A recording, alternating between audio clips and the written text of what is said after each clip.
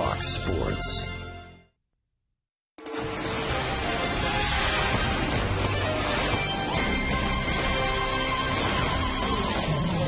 Ticket demand for Twins games at Target Field extremely high, especially when the Yankees are in town, and they're in town for their first visit to Target Field. And the Twins hope there'll somehow be some carryover to what happened at Yankee Stadium in the final game there when Jason Kubel hit the home run that took a win away from Joe Girardi and the Yankees.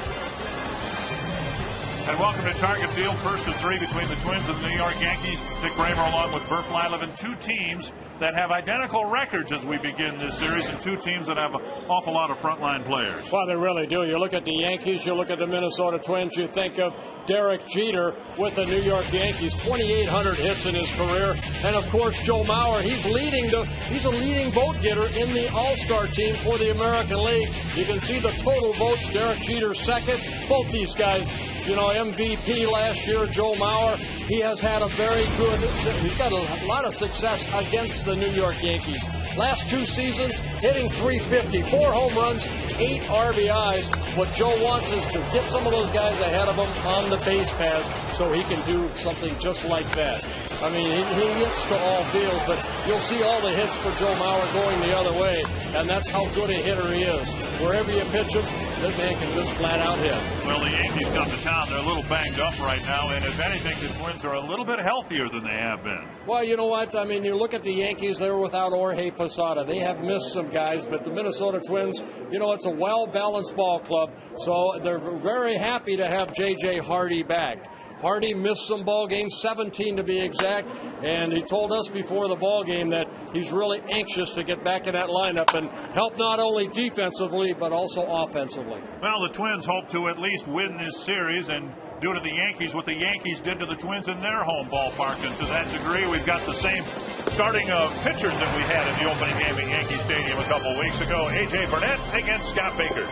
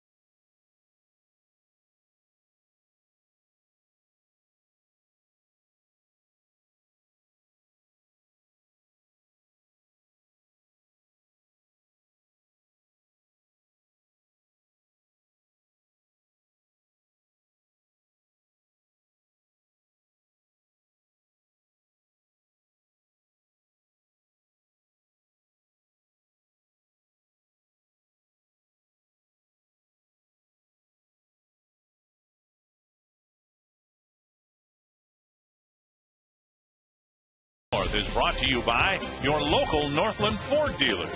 Visit your local Northland Ford dealer or go to northlandford.com. By Menards. Save big money on all your home improvement needs at Menards.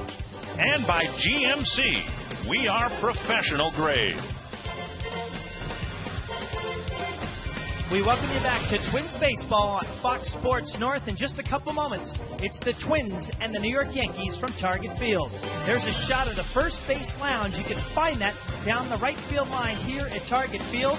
I'm Robbie Mikowski here inside the first base lounge. And when the weather gets hot on a night like tonight, come on in here. Get a little air conditioning. Get a little food. Even get a cold bottle of water. Now, you need a dugout box ticket to find your way here into the first base lounge. There's also one on the third base side. And in this lounge, you'll find artwork honoring former Twins great first basemen like Justin Morneau, Harmon Killebrew, Ken Herbeck. And take a look at the end of the bar. Ron Coomer, honored for his 6 years of service in a Minnesota Twins uniform. When we come back, it's Dick Bramer and Bert Blyleven with First Pitch next on Fox Sports North.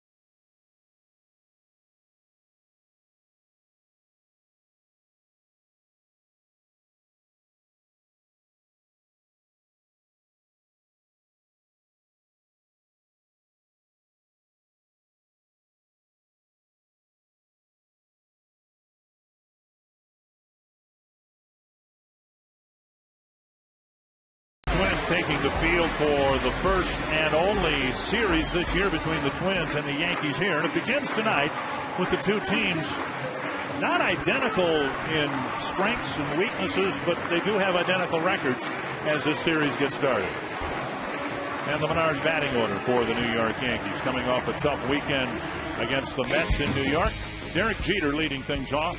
Brett Gardner will hit second for New York. Mark Teixeira slumping, but he certainly put up good numbers against the Twins. Alex Rodriguez, Robinson Cano, Nick Swisher, Juan Miranda, Francisco Cervelli, and Kevin Russo. And the Dodge Ram scouting report on Scott Baker making his 10th start of the year. Yeah, one thing about Scott Baker this year, he has started the game very strong. A lot of shutout innings in the first 3 innings, but it's inning 4 through 6 that have been the problem.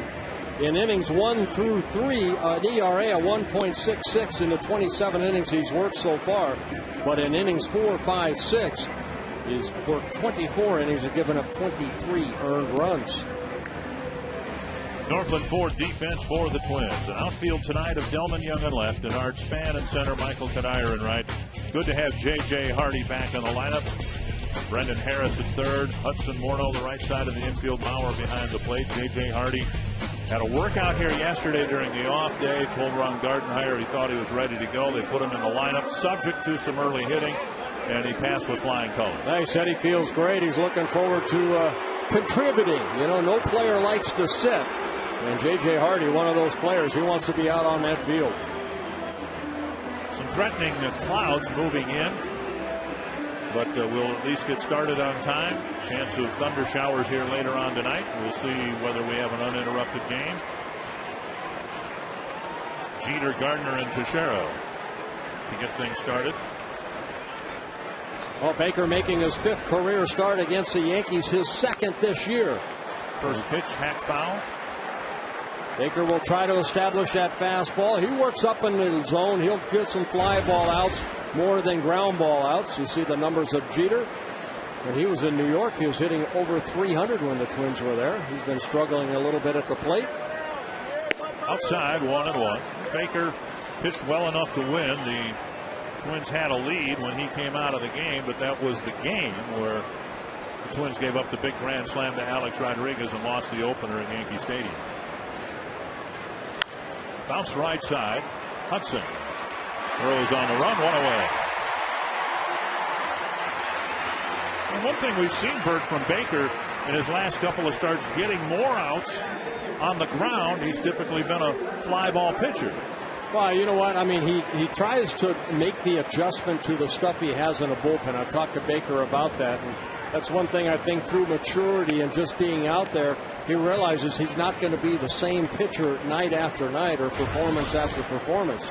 So he has to find out which breaking ball is working better, the curveball or the slider.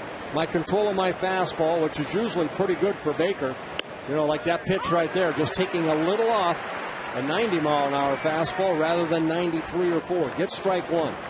Baker has only walked 12 batters in 55 1/3 innings. That's just 2 walks per 9 innings. And just missing inside, 1-1. In his last start, Baker got 8 ground ball outs and 6 fly ball outs. Gardner getting a chance to play in center field. Curtis Granderson working his way back toward health and a spot in the lineup. And it's punched to center field, a base hit. So Gardner's been struggling a little bit, but he brings his hot hitting against the Twins into this series and gets a hit in his first at bat.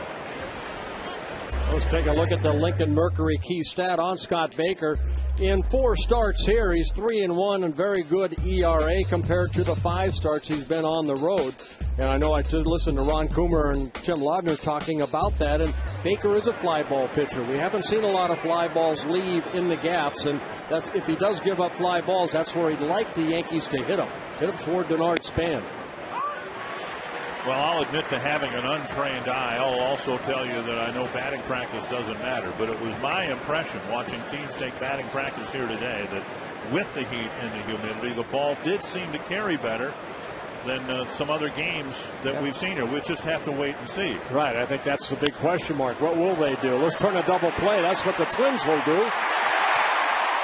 Teixeira taps it to the shortstop Hardy, who starts a double play. Baker through the first inning on 8 pitches.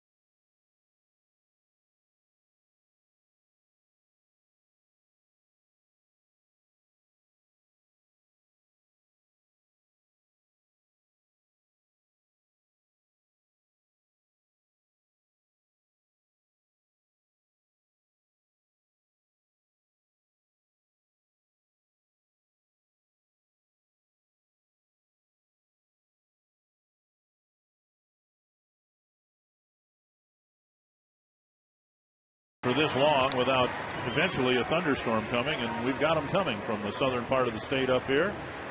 The Menards batting order for the Minnesota Twins. Denard Span leading things off. Orlando Hudson, Joe Mauer, Justin Morneau.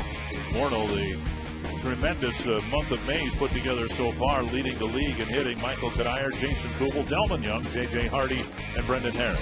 And the Chief scouting report on right-handed starter A.J. Burnett making his 10th start, just like Scott Baker. He's looking to get back to his April form where he was 3-0 in 5 starts and a very good 2.43 ERA. Over his last 4 starts, 1 win, 2 losses, but an ERA at almost 6. But he has been very durable. A guy that when he first came up to the big leagues spent 10 times on a disabled list in 7 seasons. But over the last 2+ years, he has not missed a start. Here's Span to get things started. Just 1 loss to the Twins in 7 starts, yet, Bert, I think the Twins have had a very good approach against him. They've been patient with him. At times they've drawn an awful lot of walks from him, and in his start against the Twins in New York, 1-1, they had a threat to score in just about every inning, and it was one of those games where they did not get a big hit to put a bigger number up against him. A.J. Burnett is one of those starters that if you let him walk you, he will, but the key to him is his fastball, and then if he gets ahead, then he'll work in that good breaking ball that he has. And that's a base hit to right. A good start to the series for Denard Span. Northland Ford defense for the Yankees, and you might not recognize some of these names.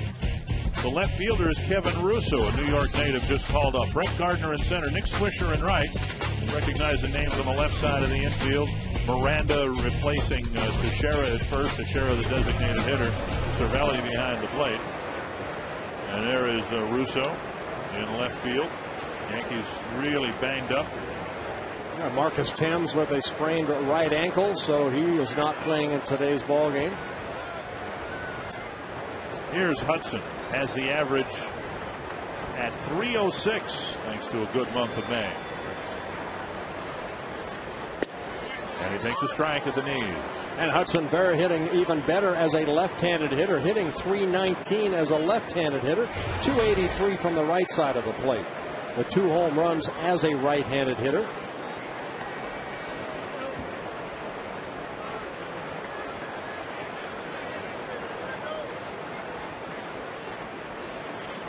Up high, and Cervelli with a look back at first.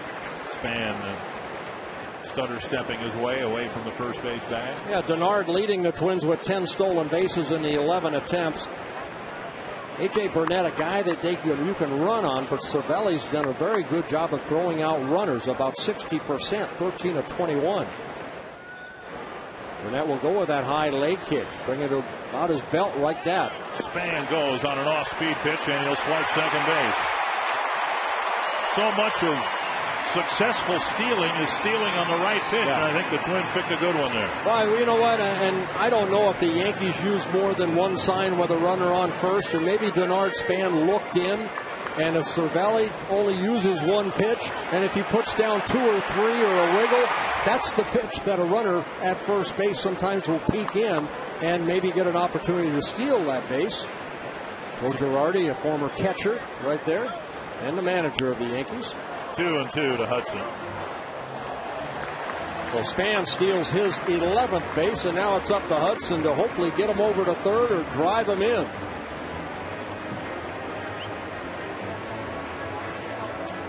And the Twins, by and large, have done a very good job at home scoring first. In the Milwaukee series, they had a 7-run first. Next day, they scored 4 in the first.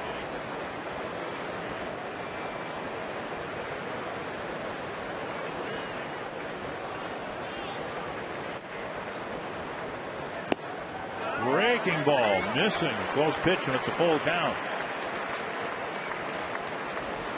Burnett a couple of years ago led the American League in strikeouts. That slider just missing down. So far on the year, 40 strikeouts in 58 and a third innings pitch. Full count to Hudson with Mauer on deck.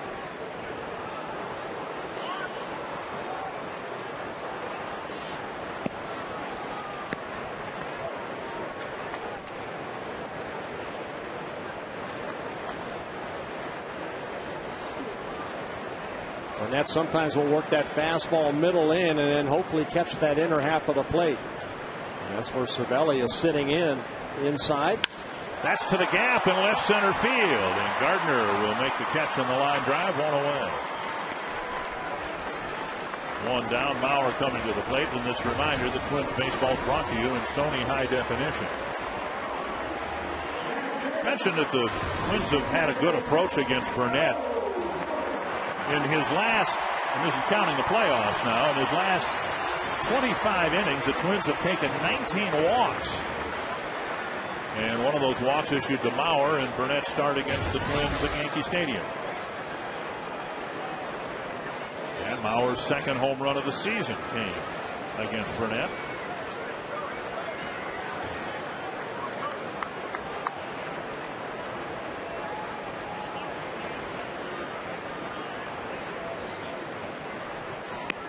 Inside, a ball.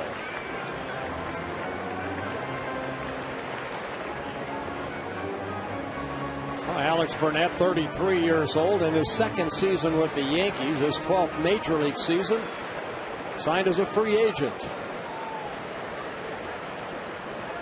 A.J. Burnett, 5-year contract.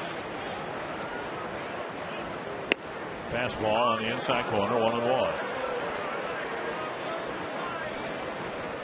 A.J. Burnett, Alan James Burnett,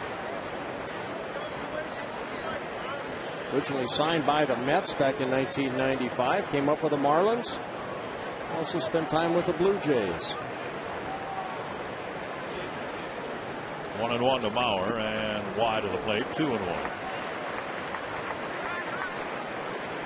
Twins haven't hit a home run in 6 games, but they've got 2 of the top 3 hitters in the league. Morneau with a comfortable lead now over Ichiro, and Mauer figures to be in the batting race all year long. And he may win his 4th batting title.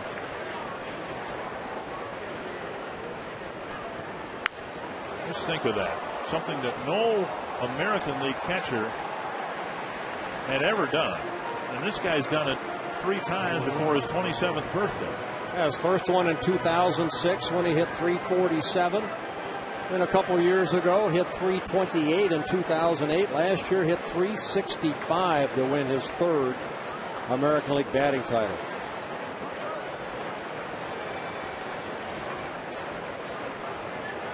People say, well, it's a gift, but you know what? He works his tail end off to keep that gift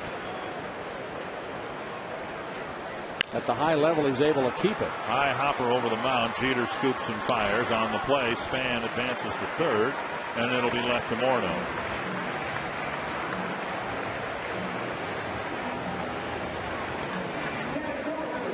So 2 down, and Morneau will come to the plate, as we showed you, having a very good month of May. The .383 batting average, impressive. Now you mix in the other numbers. He's 3 home runs off the league lead and 6 runs batted in off the league lead.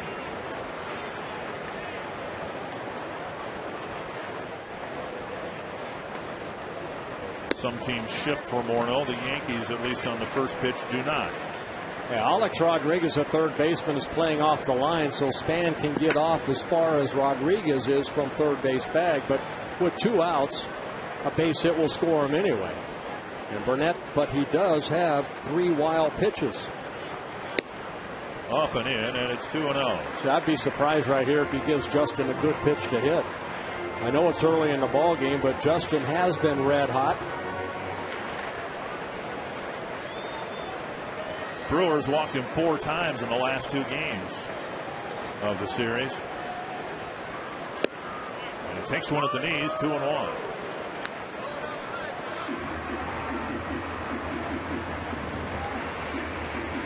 Justin 5 for 17 lifetime against A.J. Burnett with a home run.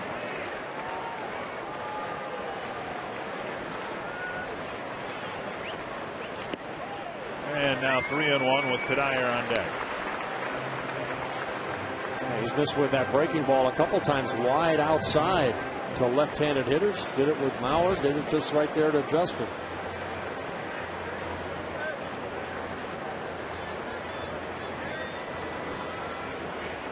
3-1. Popped up, back, and out of play. Just over our heads. Well, Cervelli sitting way inside, and Justin hitting it straight back.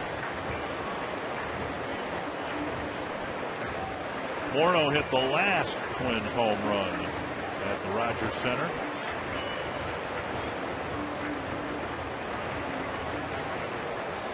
Twins played the final game in Toronto, the 2 in Boston, and the entire Milwaukee series without hitting one. 3-2 to Morneau.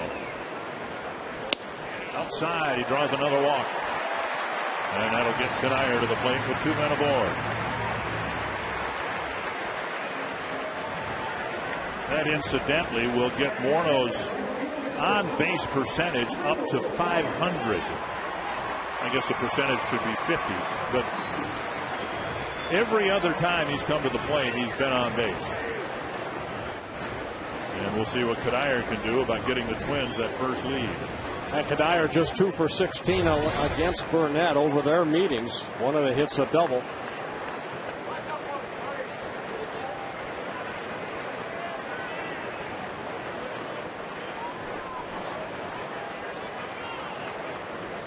Cervelli sets up away, and Kanier fouls a pitch inside, straight back. So we've seen Burnett miss his intended target both within and outside the strike zone. Yeah, with numerous pitches, the breaking ball, the fastballs. So just trying to feel his way, and this is where you want to get a guy like Burnett too, early in the ball game before he can find that control of his fastball. Bouncer to short should get Burnett and the Yankees out of the inning. So the Twins leave 2 aboard. Another threat against Burnett, but they can't break through.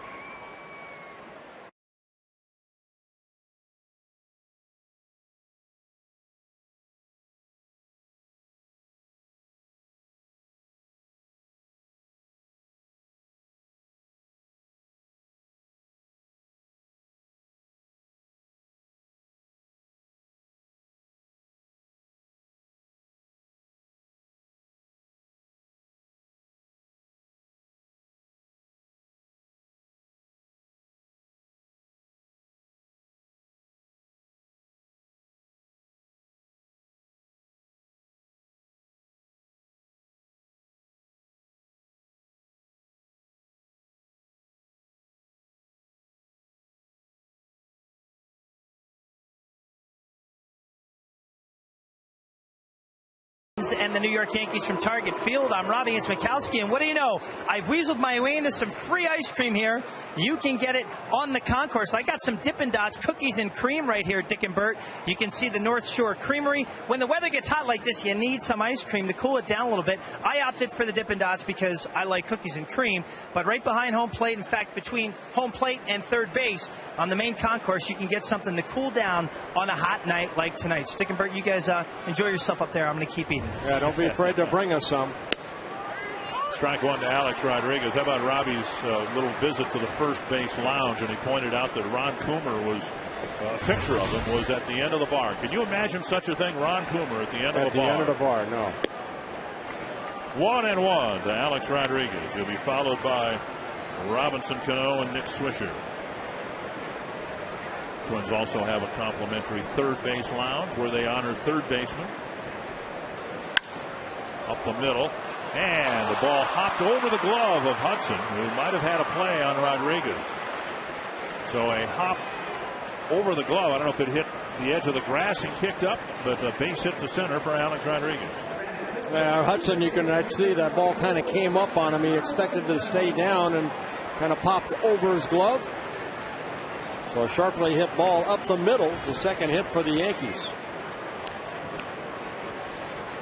And that'll bring up Robinson Cano. Had a tremendous month of April and has cooled off considerably in May.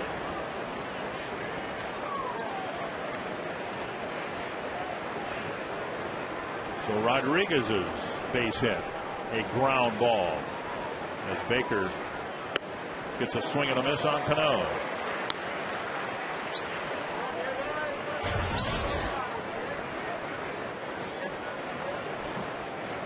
These teams not only have identical records, but as you break down the game into pitching and hitting and defense, they're right next to each other in all the league rankings too. The Yankees second in the league in hitting, the Twins third.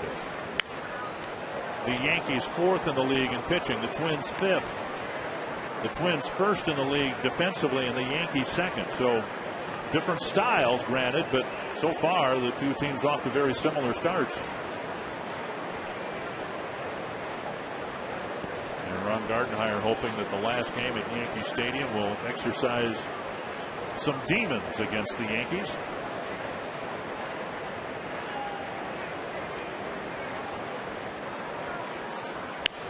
Another ground ball. 1, 2. So Baker, 5 ground ball outs and a couple of double plays here in the opening innings. Good fastball in on Teixeira to end the first inning on a double play ball, and right there another fastball to Cano, inner half of the plate, and Cano beats it into the ground. Quick turn, J.J. Hardy, good relay over to Justin. So 2 down, bases empty, and here comes Nick Swisher. Baker had had been able to only get 2 ground ball double plays behind him in his first 9 starts, and here in the first 2 innings, he's had a couple double plays turned behind him.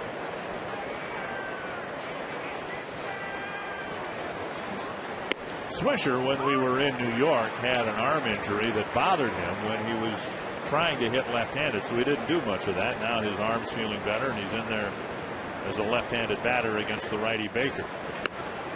We saw Swisher, and it's not very often you'll see it, hitting right-handed against a right-handed batter in one of the at-bats. Still has that right arm wrapped. A big old pad on that arm, and leans it out over the plate. Big swing and a foul, 1 and 2. Well, the key to Baker again, for any pitcher, get ahead in the count. He's faced 6 batters, been able to get strike 1 on all 6. And usually we'll see that from Baker. He'll throw about 70% throughout the ball game strikes. Excellent control. Rick Anderson, the pitching coach, watching young Scott Baker go to work. 1 and 2. Breaking ball up and away, 2 and 2.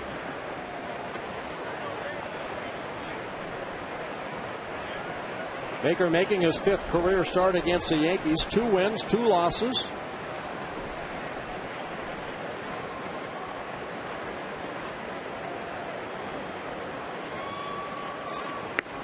And a strikeout of Swisher ends the inning. Couple of hits for the Yankees, but a couple of double play grounders for Scott Baker. Jason Kubel will try to get things started for the Twins offensively.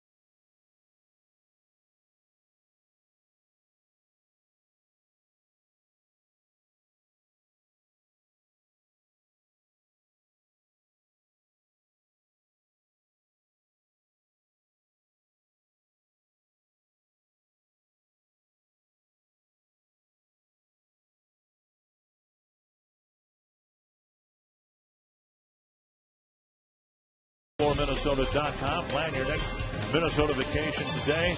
That happens to be Gull Lake in the center of the Brainerd Lakes area. Might be the most recreational part of the state of Minnesota. So much great lakeshore up there, great lakes for fishing, swimming, boating, skiing. 465 lakes in the Brainerd Lakes area. Bottom of the second, and Jason Kubel will get things started for the Twins against A.J. Burnett. Yeah, Kubel celebrating his 28th birthday tonight, and he's had good numbers against A.J. Burnett. 7 hits and 20 at-bats, a .350 batting average with a double.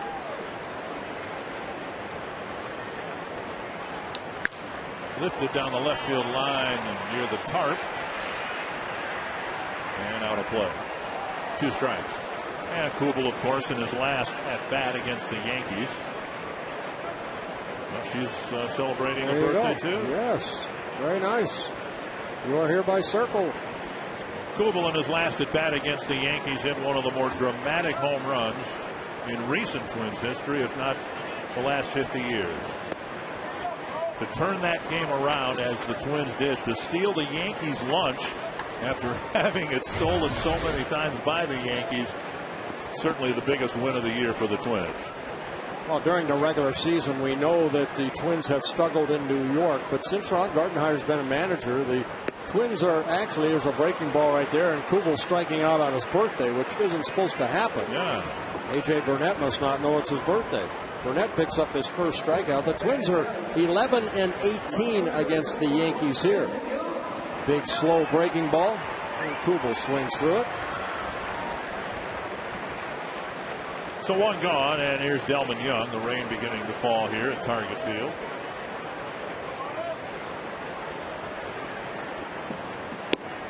Down and away, ball 1.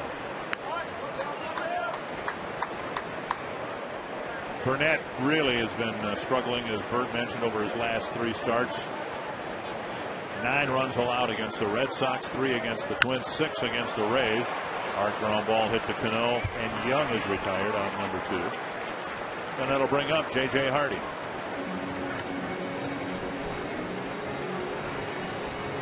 Hardy back in the lineup. Missed about 2.5 weeks with a bruise in his left wrist. The bruise suffered when he slid into third with a big triple late in the ball game about 2.5 weeks ago. Strike 1 in the inside corner.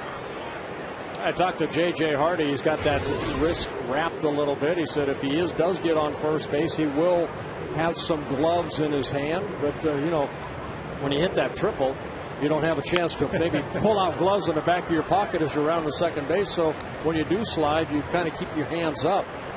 He says during batting practice, taking 10 swings, 8 swings, 7, whatever, that's when the wrist bothers him. But within an at-bat, figure typical at-bat, 2-3 swings, it doesn't or shouldn't bother him that much. Checks his swing there, and that might be a little troublesome. 1-2.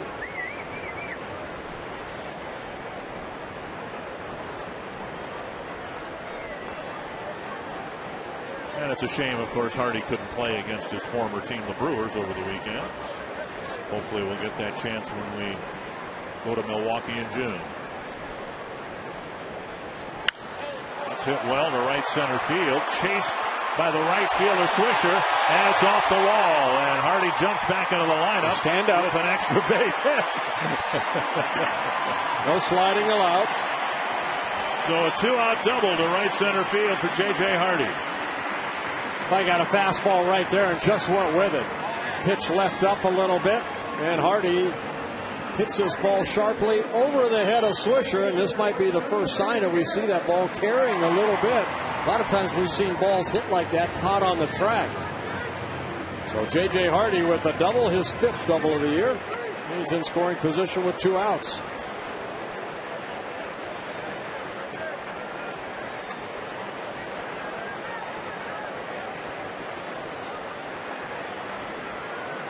Here's Harris.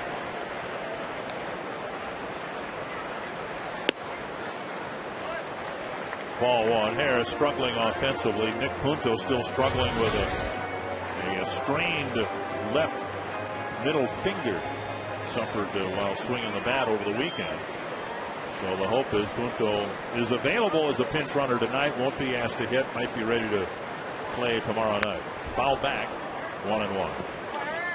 Punto 1 for 13 in his career against A.J. Burnett. So not the best night to bring him back into the lineup anyway.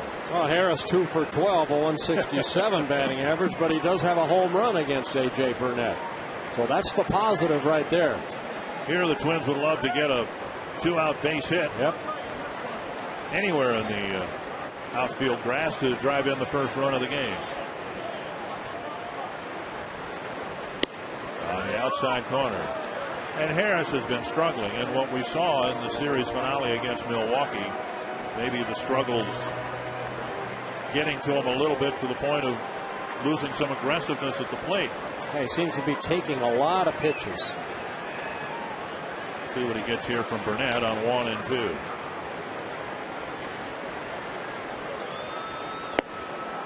And he takes a breaking ball low, 2 and 2.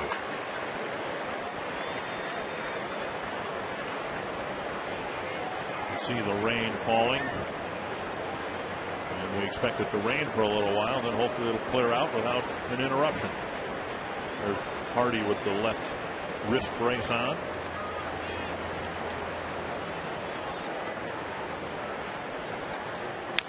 Pounded foul at the plate. Yeah, not only the left wrist brace, he also has some batting gloves in that hand to remind him, don't drag that hand. If I do, keep that fist.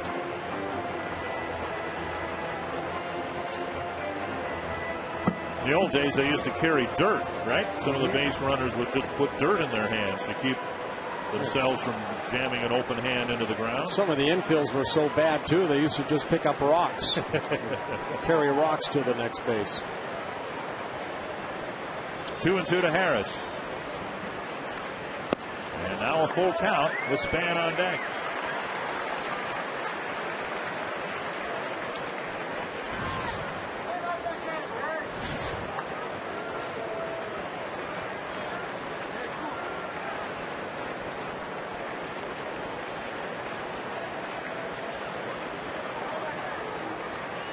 See if he gets a fastball right here. Outside. So the number 9 hitter walks. I know Tim Lauder's down in that camera well. Timmy, we talked about Brendan Harris struggling at the plate offensively, but as a hitter, sometimes don't you start kind of guessing a little bit? But a good walk right there by Harris. It was a really good at bat by Brendan. He worked A.J. Burnett pretty well, and you know what? When you go up to the plate and you don't have your best confidence, you need to relax and make sure that you have a good at bat against a pretty good pitcher. Brendan Harris just did that. He's going to give Denard Span an opportunity to make a big 2-out hit here. Span singled his first time up, got as far as third base. Inside, in off the hands, ball 1.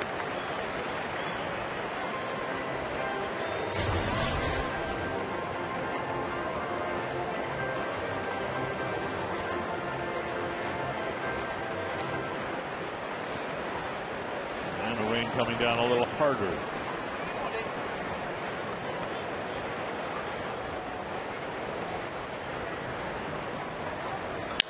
Up the middle, but Jeter is there. And another ground ball to the shortstop to end the inning. The Twins strand 2 more. They've left 4 on through 2.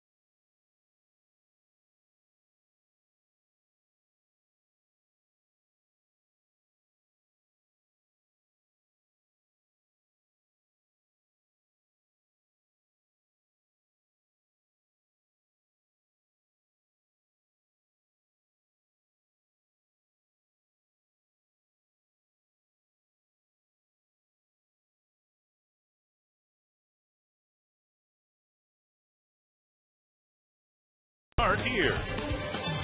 By Lincoln Mercury. Visit your local Lincoln Mercury dealer or go to experiencelm.com. And by AT&T. Find out what's possible with the nation's fastest 3G network. AT&T. Rethink possible.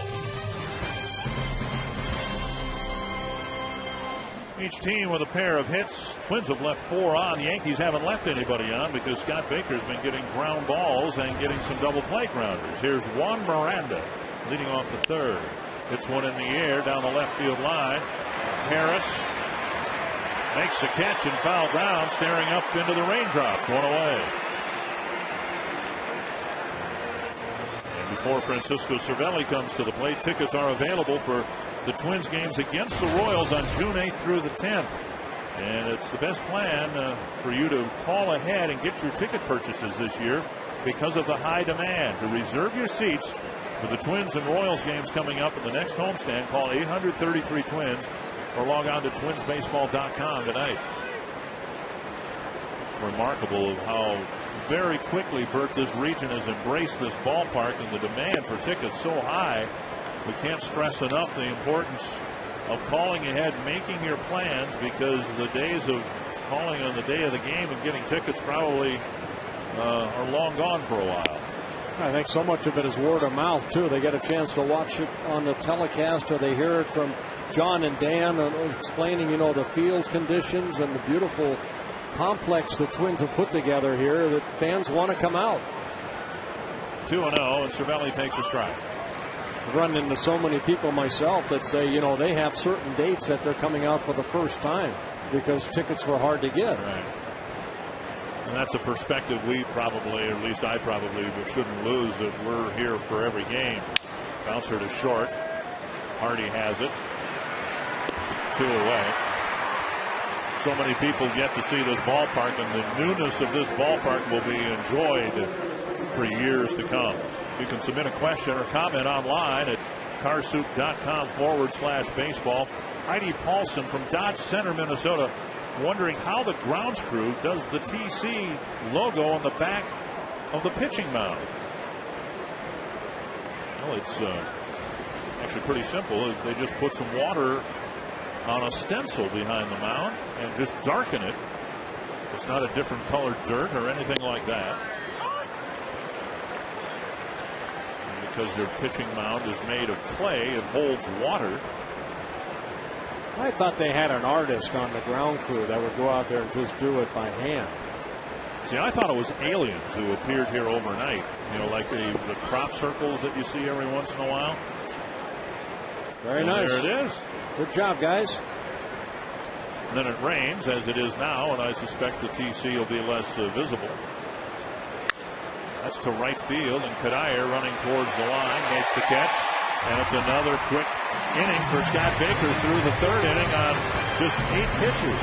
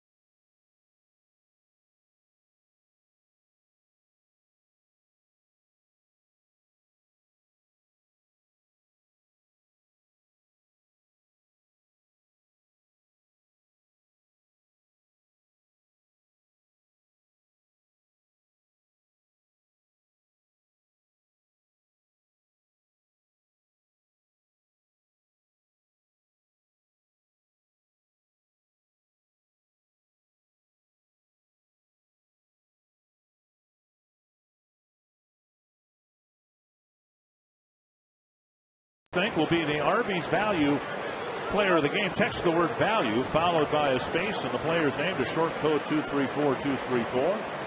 Joe Mauer at 22%. Morneau, Baker, Hardy. And Mauer hoping to pick up some more votes with a good at bat here in the third inning. Hudson had a long at bat and hit the ball hard at the end of the at bat. But he lined out to the center fielder Gardner and failed to get Span from second to third in the first inning. Twins didn't score. Well, Hudson now trying to start a rally in the third. 2-0. Jake Peavy knocked out after 6 innings. 6 earned runs allowed for the Cleveland Indians, and Cleveland leading Chicago 6-2 in the 7th.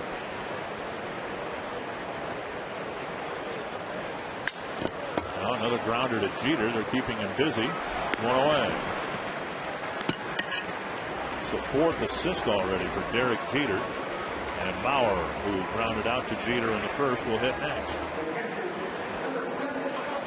You know, the Yankee dominance over the Twins, certainly they had it at Yankee Stadium, but you would expect that. The surprising thing is how well they've played here over the last few years, and particularly in the postseason. The Yankees are 5-0 in Minnesota in the postseason. They won all 5 postseason games at the Metrodome. Mauer fouls it back. Except last year when the Twins could very easily have won game 2. But in the other years when they played the Yankees and opened at Yankee Stadium, they always came back with 1 win out of 2.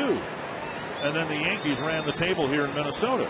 You know, Tim Laudner, I know you're down there in that camera roll again. Just that sometimes what Dick's talking about, as a player, sometimes when you face a club like the Yankees, they have 27 world championships on their side. Sometimes you try a little bit too hard. Yeah, you know what, Bert? I got to tell you something. When you play, to me, when you play the New York Yankees, they put their pants on just like everybody else. I know that I never cared about the 27 world championships. I never cared about all the great Yankee legends. We had a game to play, and I know you felt the same way too, Bert. Gardner retreats, makes the catch in the gap, 2 down. But still, Tim, there's something, you know, I mean, you look at the Yankees, they're able to go out and get some of the better players in the game of baseball. And, you know, maybe now that the Twins have this new ballpark, they're going to keep a guy like Joe Mauer or a guy like Justin Morneau under long-term contracts. That's just going to help the Twins. There's CC Sabathia, A.J. Burnett, 2 free agents they're able to get. Absolutely. Absolutely. And, when, you know, to be able to go out and sign long-term Denard Span, Justin Morneau, and Joe Mauer, that's a big deal. Get out of here. Morneau to right field. Swisher back with room. It died just short of the limestone facing of the overhang. And we've got a scoreless third. We'll head to the 4th with Burnett getting through the 3rd inning on 7 pitches.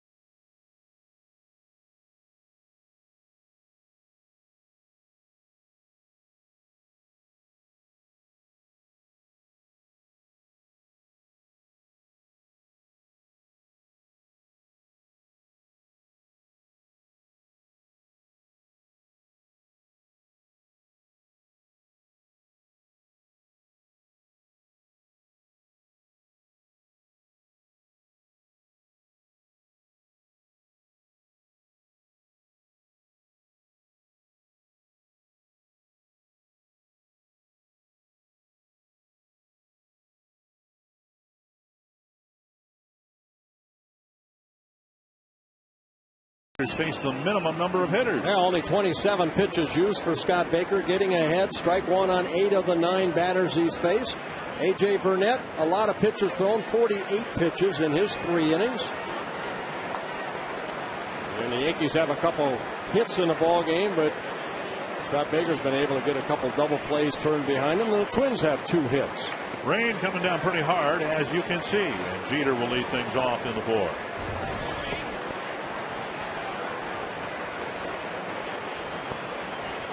To this point, we have not had a delay here at Target Field.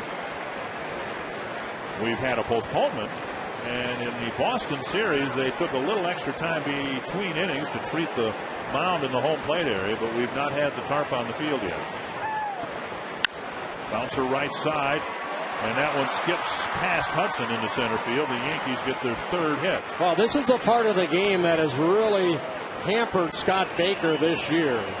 7 times in 10 starts he's been able to go into that 3rd inning or 4th inning with shutout baseball, but innings 4 through 6 you see the high earned run average, and then 7th after that, or after 7 innings. But this is a part of the game that Baker, that fastball maybe loses a little bit, he's still trying to find that groove. Now the rain coming down harder.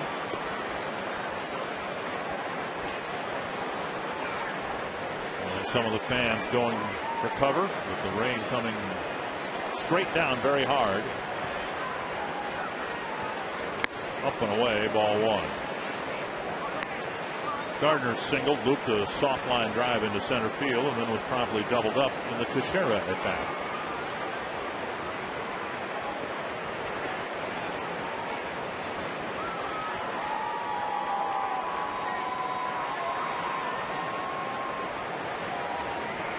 Harrison on the grass at 3rd, and now inside 2-0. Yeah, Baker's given up 30 earned runs so far this year, 11 coming in the 4th inning. Well, again, this is a part of the game that Baker really needs to put some zeros on the board.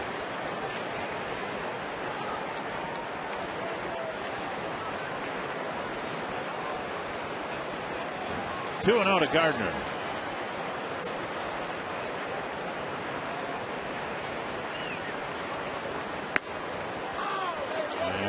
Pitch up high. It's 3-0.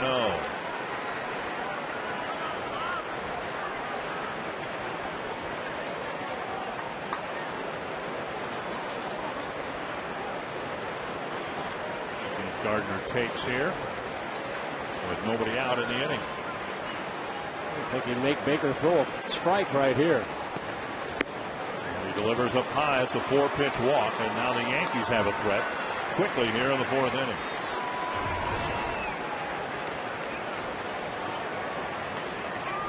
First and second, nobody out. Teixeira at the plate. Grounded into a double play in the 1st inning.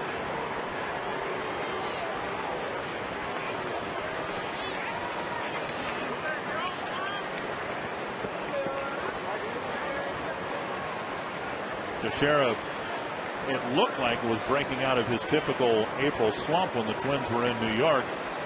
But when the Twins left town, Teixeira went back into a slump. Little pop-up behind first. Infield fly rules called, so Teixeira's out, 1 away. Oh, good pitch right there. A little cutter right there, and Teixeira popping it up for the 1st out. A big out for Baker and the Twins.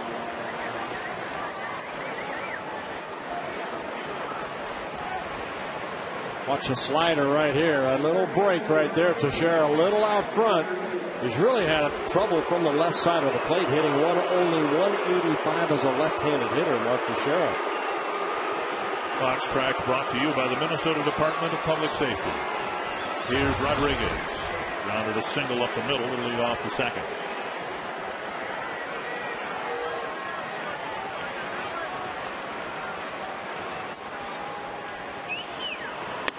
And Baker misses up high. Earlier we were showing you the TC logo behind the mound. We mentioned that the mound is made of clay, and one of the reasons it's made of clay is for weather conditions like this, right? I mean, it can rain and rain and rain, but the clay will keep the footing pretty stable. Yeah, absorbs the moisture pretty good. Good fastball down and away. As a pitcher, you don't really care around that pitching rubber how wet it gets. It's where you land. See Scott Baker trying to get some of the dirt out of his spikes. And when we get here before the game, hours before the game, or even afterwards, you'll see the grounds crew packing with like a plunger type thing of the dirt in front of the rubber. Swinging a foul, 1 and 2. The changeup right there. Yeah, the harder play is kind of like right in front of the pitching rubber and then where they land.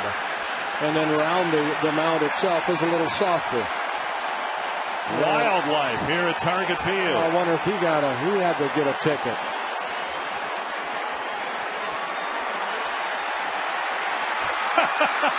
Brendan Harris a little spooked by the squirrel. Bob Thompson, third base coach, saying, get out of here.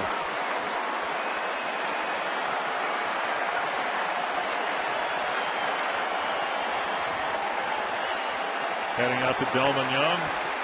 I remember years ago, about 15 years ago, there was a squirrel at Yankee Stadium, and it was the scrawniest looking thing I'd ever seen, and he was running up the support wires at Yankee Stadium. At least this thing is on the field. Where it came from, I have no idea. And Chris Guccione going to let play resume here with the squirrel right now in the left field corner. 1 and 2. Rodriguez strikes out in an interrupted at bat, 2 down. All right, probably blame it on the squirrel. Baker picking up his second strikeout. And the squirrel, I think, has found some shelter. A good fastball right here. Rodriguez swinging at a pitch up in the strike zone.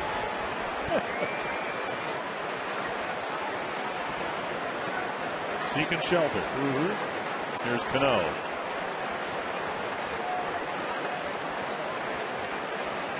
Cano bounced into a double play his first time up. Yankees with runners at first and second. Nobody out. And Baker's gotten Teixeira and Rodriguez. And he misses inside to Cano. And Mauer going out to talk to Baker. Most teams the Twins face with the squirrel. And to find some means of getting out of this bright ballpark. You must have heard about the bullpens. There's a lot of nuts out there. Stealthily sneaking under the wall where it's dry.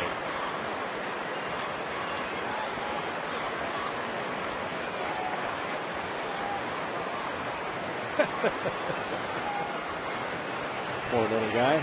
1-0 to Cano.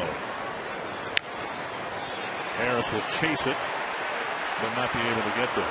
Most teams the Twins face within the division or outside the division will have potent hitters hitting third and fourth. One of the problems the Twins have had in years past, you get Teixeira, you get Rodriguez. Now you got to face a guy hitting fifth who's got power, and he might win a batting championship sometime. Again, that's why, Dick, the balance of the Yankee lineup has always been very consistent, 1 through 9. Now we're seeing some new names because of injuries, but these are guys that came out of their system that are getting a chance to play with some future Hall of Famers, like a Derek Jeter. 1-1 to Cano. And now 1-2. Well, Baker, one good pitch away from getting out of this. And the squirrel trying to take a peek into the bullpen. Couldn't find anybody interesting there.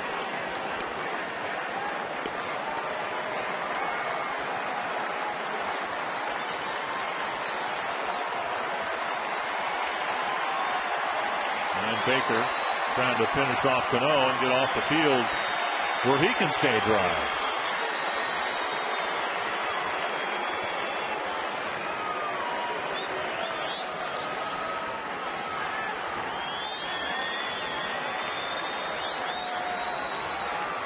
One and two to Robinson Cano. A fly ball, left center field. Young, Span calling for it to end the inning. Great job by Scott Baker to retire the Yankees without scoring. Got a little help from a furry friend. That's a squirrely inning.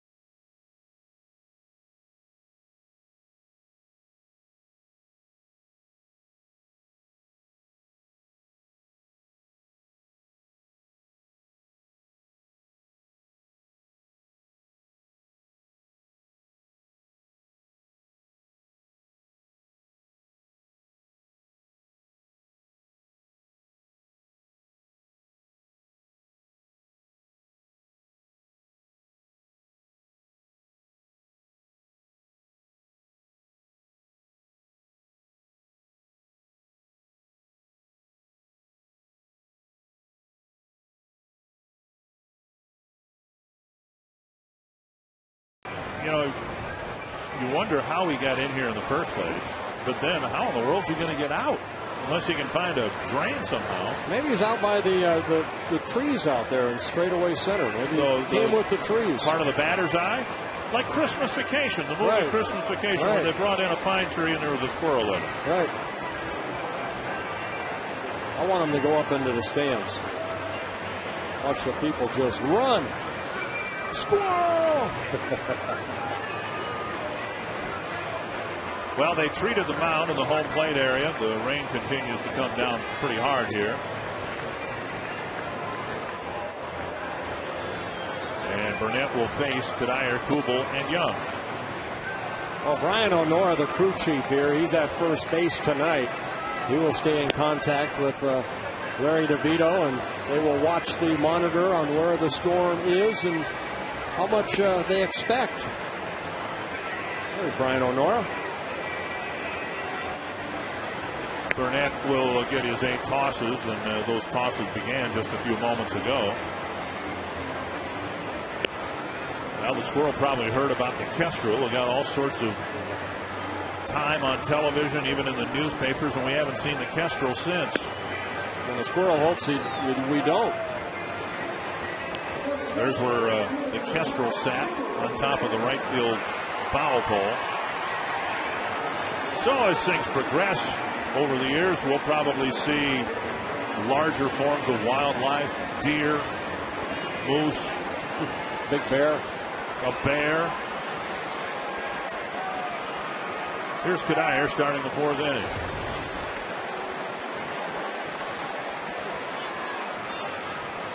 Twins had a threat in the first, but Burnett got Kadire to bounce out to end that threat. And they put together a 2-out threat in the second. And Burnett got Span to bounce out to short to end that threat. And came back with a 7-pitch, 1-2-3 third. High fastball, a swing and a miss, 2 strikes. I always thought in rain like this that the pitchers had the advantage because, you know, you're out on that mound. The hitter up there, we saw Robinson Cano last inning kind of wiping off the dirt on his, or the water on his bill. Breaking ball wide of the plate, 1-2. As long as your footing is good, I think the pitcher has the advantage. You change jerseys at all if you were pitching in the rain? Yeah, depending on how wet you got. Well, Burnett's just been out there, but he already looks soaked. Fouled away and back into the seats. When you're out there, I mean, if it's raining really hard, you're kind of stuck out there in the elements.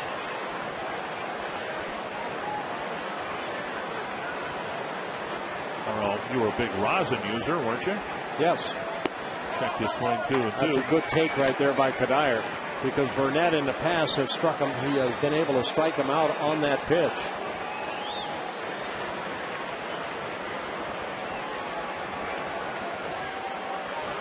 Camera guys out in the elements. And now Kadire takes another off-speed pitch up high to fill the count. Kadire, Kubel, and Young. If you're a rosin user and you get this heavy rain, what's it do to the rosin bag? It turns it into a mush, I would think. Well, just on top, not on the bottom. It's still dry. So you become Gaylord Perry for a couple innings. Foul back. Kadire having a lengthy at bat. There's a rosin bag.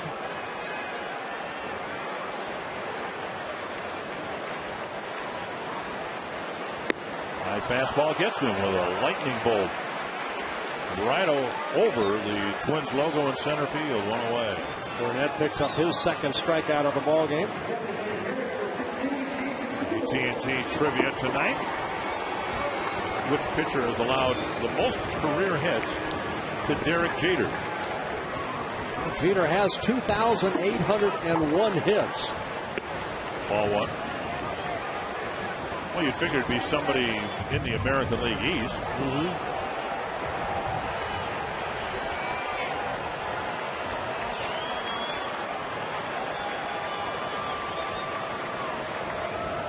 Say a guy like a Tim Wakefield. Yeah. Because he's played, I think, 16 years with Boston. Derek Jeter has been with the Yankees since 1995. This is his 16th season with the Yankees. Roy Halladay, and Jeter, as great a pitcher as Halladay is. Knocked down by Miranda. Burnett covers. Kugel retired. 2 away. And that'll bring up Delman Young.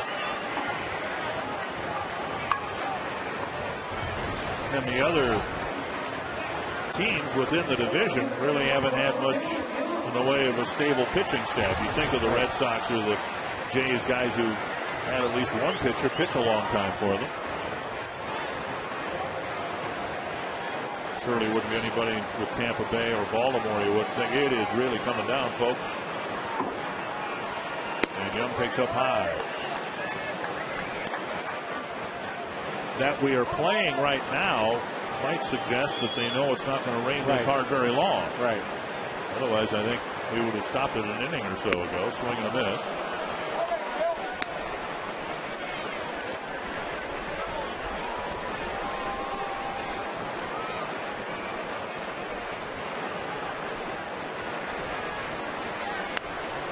Ooh, into the Twins dugout. It took one hop over the railing. And everybody's all right.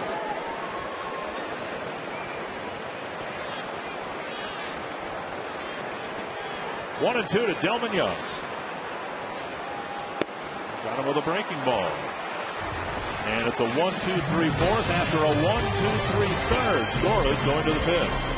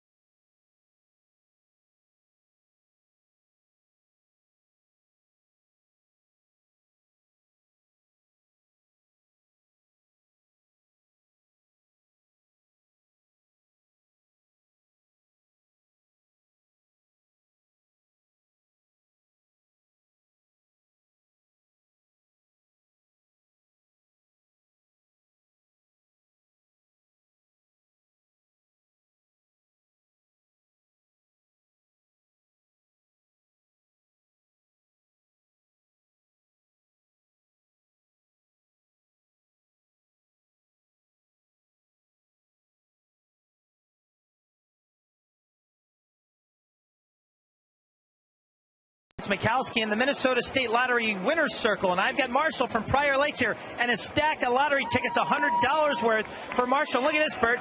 He spent 4 hours making this sign, celebrating his 55th birthday tonight.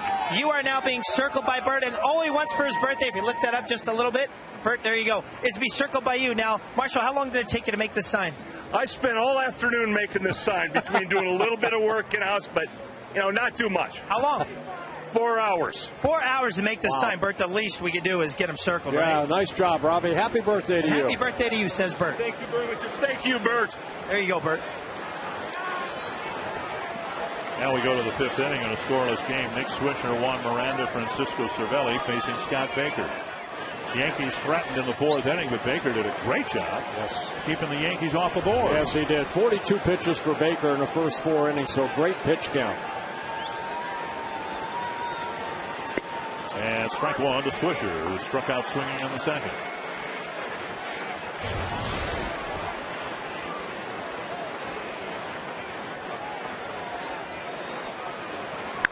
A high pop-up to center field. Span calling for it.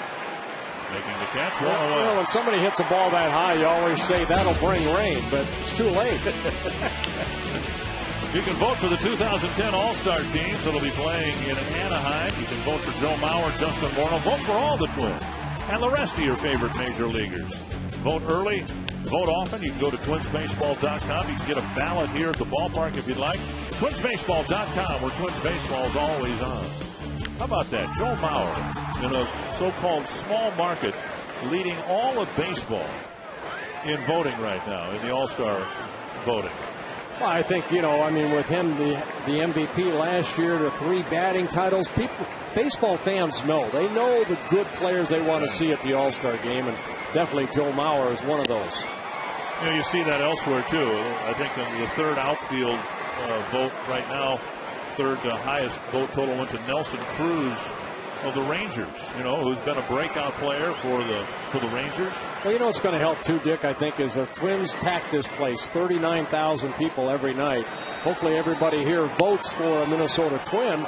And Justin Morneau, he's not in the lead yet. Mark Teixeira is. There's no reason why. You got Miguel Cabrera, you got Justin Morneau. They should be 1-2 right there. Teixeira should be, maybe the way he's hitting right now, 5th or 6th on the ballot.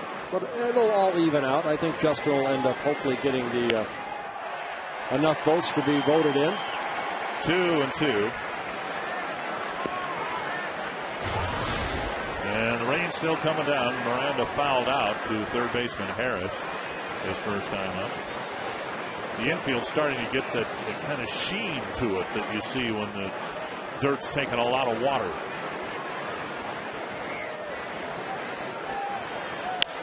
Bouncer to second. Hudson looks like he took time to wipe the ball off there to get a good grip. You talk about somebody who knows what he's doing out there in the field. He knew he had time, and it looked like he wiped the ball on his pants. Yeah, Miranda seemed like he hit that ball hard enough that Hudson came in, fielded it, kind of wiped it down his pants. Take a look right here. Orlando Hudson getting it cleanly and saying, okay. Very good. 2 down in the 5th, and here's Cervelli. I think if you're a second baseman, you have time to do that. I don't want to see J.J. Hardy do that. Cervelli with a bouncer to short. Quickly over to Hardy. Get it over there. And a 1-2-3, top of the 5th for Scott Baker. 8 pitches. He's completed 5 shutout innings with 50 pitches.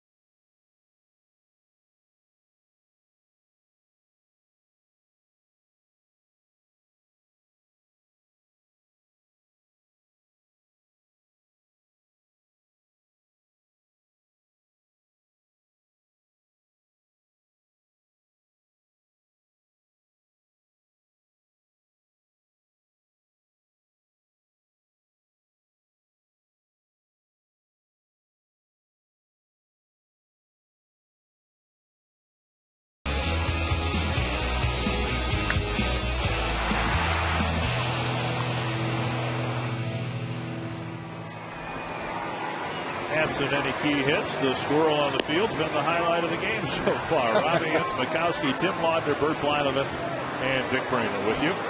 Well, both starters doing an outstanding job. Like you mentioned, Scott Baker, 5 shutout innings on 50 pitches, 34 have been strikes. Let's see if the Twins can get him some runs here. A.J. Burnett, he's worked 4 shutout innings. He's thrown 63 pitches, 37 for strikes. Encouraging that were still playing. Larry DeVito, prior to the top of this inning, spent the inning break talking with Brian O'Nora, the crew chief. But significantly, the grounds crew's nowhere near the tarp. And you would think if it looked to the grounds crew and the people in charge of such things that we were going to have an interruption, the grounds crew would be over by the tarp.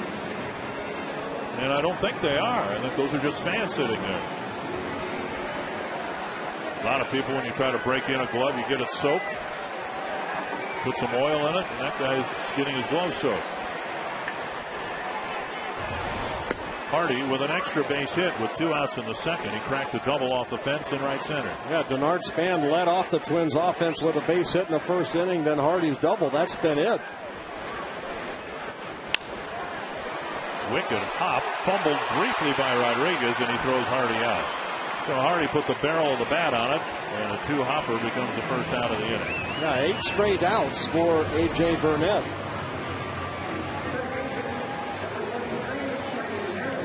And now Brendan Harris, who drew so far the only walk issued by Burnett.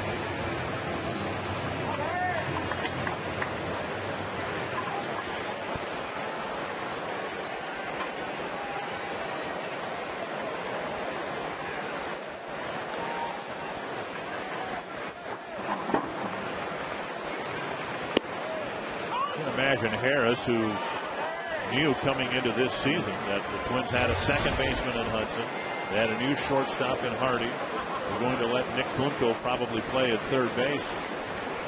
And then thinking, well, where in the world am I going to get playing time? And here he's gotten plenty of it. He just has not taken advantage of it offensively. Again, Harris coming into the year a .267 career hitter. Popped up, fouling out of play. Coming into the game, Harris had 80 at-bats, which is 15 hits. Played well defensively on the left side of the infield. Hasn't committed an error. But again, he's on this team because he's known as a hitter. He just hasn't done much of it yet.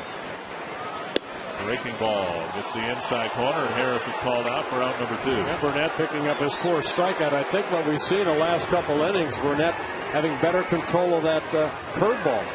Robbie Mikowski is downfield level. What's the field look like to you? Well, it's obviously coming down pretty hard here, as we note the on-deck circle getting pretty full.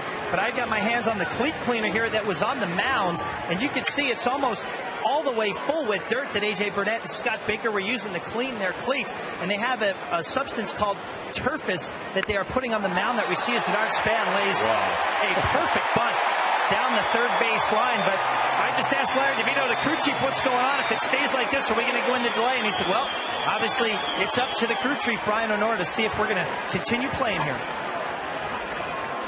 What a perfect bunt right there by Denard Span. With 2 outs, sometimes you say, okay, swing away. And I think A.J. Burnett did not like that right there. But Span, who stole a base in the first inning, see the perfect bunt right there. Burnett kind of picks it up and says, okay. All right, you're a pitcher. Do you have a problem with that? No, not at all. Not at all. That's part of the game. It's part of the game of baseball. And Span's job is to get on and maybe try to steal a base, and maybe Hudson can drive him in. It's a 0-0 ball game. And my response as a fan would be, if you don't like it, bring your third baseman in. And a couple throw-overs because Span may be trying to steal second. And it would be a little more difficult because of the wet turf. And the mud piling on the shirt of Denard Span.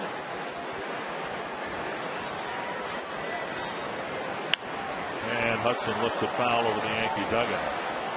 I remember Nolan Ryan just reacted visibly whenever anybody bunted on him. I have no idea what it was like early in his career, but in the few times I got a chance to see him pitch, if a Twins player bunted on him, or if anybody bunted on him, he took exception to that. And I often thought, from a hitter standpoint, if you're up there against Nolan Ryan and you figure to yourself, I've got no chance against this guy, why wouldn't you bunt? Just put your bat out. If you bunt it hard enough, you get a double. 1 strike to Hudson. And they pitch out. The Yankees took some early hitting here, as most teams do when they're in a new ballpark or first day of a series. In this case, the Yankees also did some early throwing with their catchers, trying to have Tony Pena work with the catchers a little bit. A pretty good guy to kind of help tutor you is Tony Pena. He had a great arm. The bench coach for Joe Girardi. He's one of those guys that regularly threw from his knees, never bothered coming up out of the crouch. He caught me in Pittsburgh when he first came up to the big leagues. Span stays put. Hudson takes strike 2. Again, that breaking ball, we saw it in the first couple innings. Burnett really struggled with that curveball. Remember Justin Morneau and Joe Mauer, he threw breaking balls that just stayed way outside. Now he's got a better feel for it. He struck out Delman Young on a good breaking ball down and away. Then he got Harris with a second out of this inning. 1-2 to Hudson. Span goes. Pitch is taken for ball 3. And Span will steal a base without a throw. That's why you bunt right there. That's why Bernard's goal is to guess on the right pitch and then take off. Span steals his second base of the ball game, and again he went on a breaking ball. And Cervelli has no chance as he just tried to knock that ball down. Span waited and waited and waited, and on the 4th pitch, figuring Burnett was going to deliver an off-speed pitch, he did, and Span took off with his second steal. 2-2 to Hudson.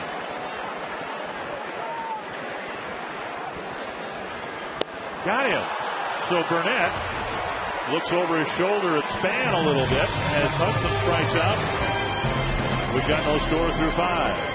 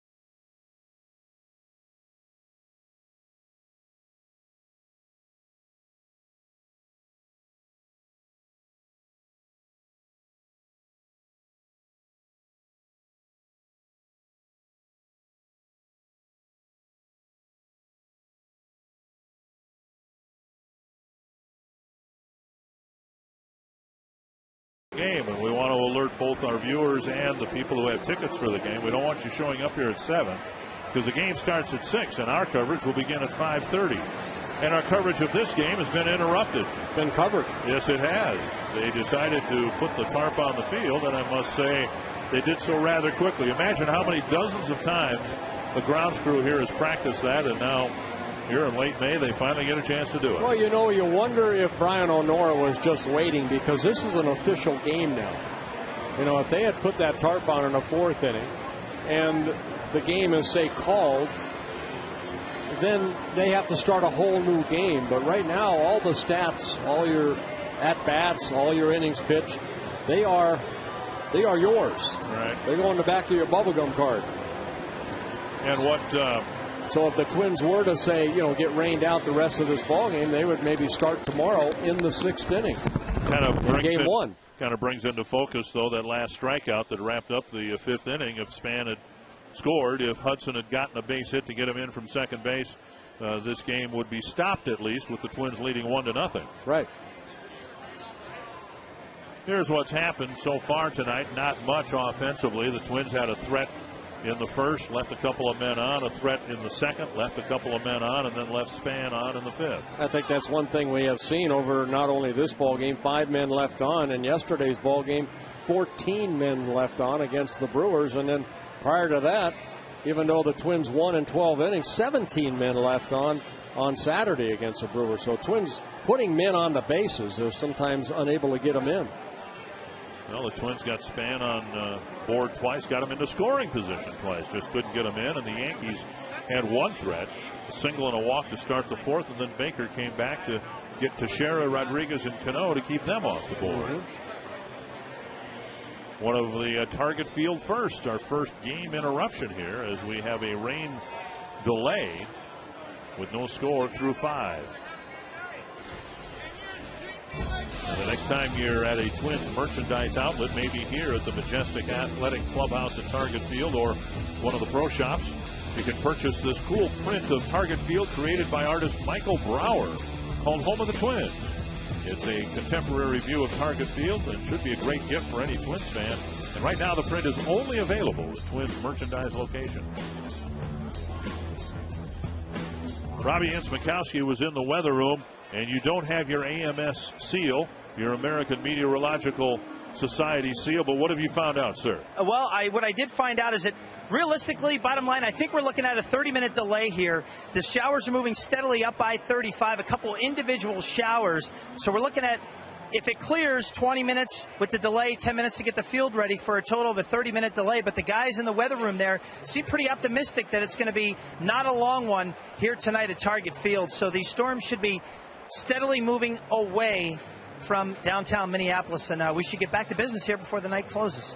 And Dick, that and Robbie, this is something that, back at the old Met, back in, till 1981, they didn't have the technology of seeing where the fronts are going and how quick they're going to go through. You just kind of sat and hoped that, the skies opened up so you could play a ball game. But, they've come so far as the technology of predicting when it's going to rain and how long it's going to stay. And if it is a half hour, by the time the rain that you see now has fallen, it will be through the soil and out the drainage system with the state-of-the-art drainage they have underneath the field here. So yeah, and at the old Met, I mean, my goodness, if it rained as much as it did already here, I mean, whoever went out to left field or center field, say Cesar Tovar, I mean, you could go sliding practice out there. There'd be puddles all over the place. We'll take a break and come back to rainy Target Field in a moment.